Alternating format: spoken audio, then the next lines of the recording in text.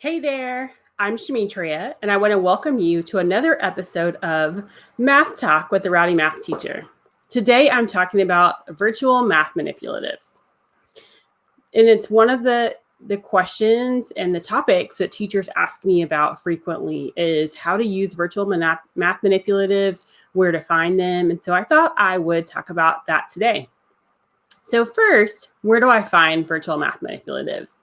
So the truth is you can find them all over the web, but there are definitely some sites that may be more useful to you than others. So I wanted to share a couple of sites that I found and give you a couple of their features. So the first site is the Math Learning Center. And I have to say, I really like this site. This is super versatile. They have a lot of different types of manipulatives and tools that are things that are very familiar to you from the classroom and are going to be useful with your curriculum online. Also, they just look super fun. So that's one of my favorites. And again, that's the Math Learning Center. And then there's Braining Camp. And this is another one that I've really come to love. Now, full disclosure, this one is a paid resource. They do have a free trial, but it is a paid resource, but it is excellent. Once again, they have a lot of tools that are very similar to the ones that you use in the classroom, and tools that would be probably the most useful for you when teaching your math content and skills. So I really like that one. They have beautiful tools, a great interface, and I encourage you to check that one out. Another tool is called Toy Theater, and their tools are super colorful. They have I think 70. I tried to count them one time. They've got a lot of tools on their site. And that one is one. I noticed that they don't seem to have as big of a variety, and which seems kind of funny if they've got 70, but some of them are very similar tools with maybe different types of numbers, or, like number lines where they've skip counted or they include negative numbers. So just a variety of tools, but some of them there's like multiples of the same tool with just different numbers. And then the last one is Didax. And again, they've got a good selection of tools as well. Very colorful and easy to use. They also have a library of kind of activity sheets that teachers can download to help you really understand how to use the tools, which is kind of a nice feature. So that's Didax, and that's probably a company that you've seen their catalogs and you've purchased materials from them. They are one of our math manipulative and math resource companies. All right, so now that you know some different websites and different sources of virtual manipulatives, the next question is, how do I choose? How do I decide which one of these tools to use with my students? Well, first, I certainly encourage you to go and take a look at each one of those sites and to spend some time on them, kind of play around with the tools and really get a feel for them and decide what's going to work best for you. So that's thing number one. It's kind of like when you go to the grocery store and you're choosing which vegetable or which fruit to pick. You kind of look at all of them. Maybe you pick them up, you touch them, you feel them. I guess like with tomatoes, you thump them. I've never done that. I've never found that useful for me, but I've heard of people doing that before. So I definitely would visit each one of the sites and take a look around to determine which one you might want to get started with.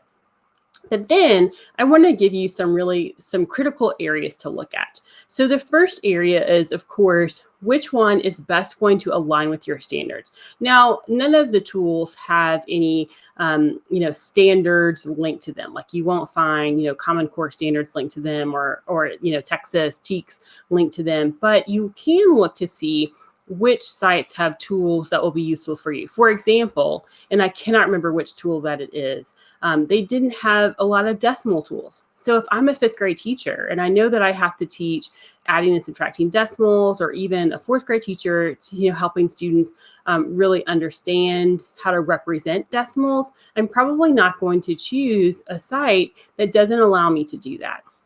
So that's one of the things you want to do. Really check to see which site is going to align with your standards.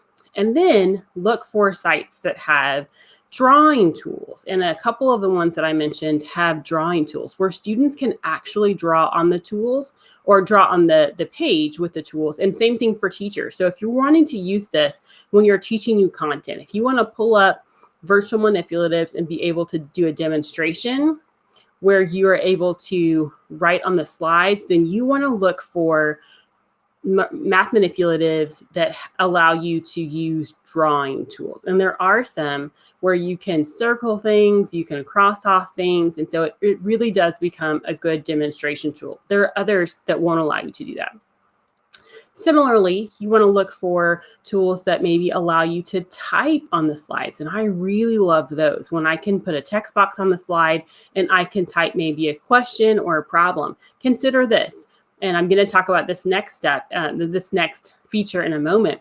But consider being able to create a task for students and share it with students and then have them complete the task. And so if you've been able to use a typing feature or text feature, you can type the instructions or the problem on the page and then share it with students. And then that's the next feature. And I feel like that this is one of the big ones that I've noticed between the 4 tools that I mentioned earlier. So the Math Learning Center, Braining Camp, Toy Theater, and Didax is the ability to share. So we always have the option to, and this is something I think you really need to teach your students how to do with virtual learning, is how to take a screenshot of their screen, because they could very easily take a screenshot. So if you've given a task, maybe you've asked the students to go to one of the sites and to create a solution for a problem that you're working on with manipulatives, and you want to see what they're working on, then you can ask them to submit a screenshot, right? That's super easy. And some of the tools also have an ability to print your screen. But what's really cool is when you can actually use a sharing feature where you can share your screen. And I will say Braining Camp, the Math Learning Center especially, has some cool sharing features where you're able to share a link. So I could set up a problem that I want students to work on. Maybe it's a decimal subtraction problem, and I've set up base 10 blocks for them to use to represent the 2 numbers, and I want them to subtract them. I can share a link to the exact page that I'm working on, and then students can work on that same page on their computers. So it gives them the exact same setup. I can put the text on there, and then students get that exact same page that they can work on. And then they can either share that back with me, or they can take a screenshot, all those different things. The other feature that I think is really cool, and the Math Learning Center, had to think for a second, I get them sometimes mixed up. The Math Learning Center has a sharing feature where it gives you like a code that you can share. And so if a student is working on, let's say I've created the task, I've shared it with students, I've asked them to complete the task, and then I want to share a student's work with the class, the student can share a code with me, and I can insert that code, and then their work will pop up on the screen. So those are fabulous features to think about using during your live instruction.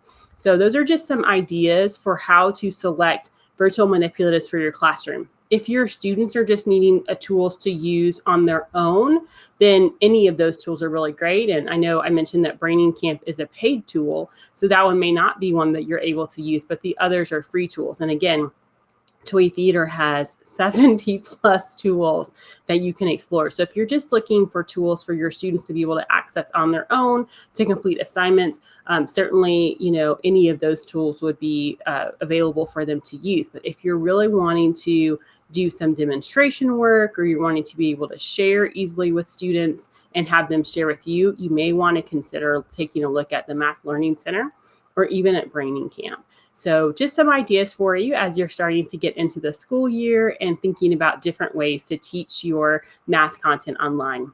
Thanks for joining me. I'll see you next time. Bye.